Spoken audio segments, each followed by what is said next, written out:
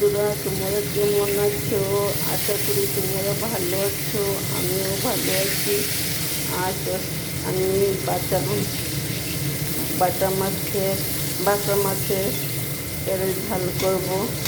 তোমরা আমার রেসিপিটা দেখতে থাকো, আর যদি ভালো লাগে একটা লাইক আর কমেন্ট শেয়ার করো এবং আমার সঙ্গে থেকো। মাছগুলি ভাজা হয়ে গেছে, এখন দুটো তেজপাতা দিয়ে দেব হলুদ গুঁড়ো, লঙ্কা গুঁড়ো, জিরা গুঁড়ো, ধনে গুঁড়ো একসঙ্গে। বন্ধুরা, এখন লঙ্কাগুলি দিয়ে দিয়েছি। বন্ধুরা, আমার মশলাগুলো ভাজা হয়ে গেছে, এখন একটু পরিমাণ মতন জল দিয়ে দেবো।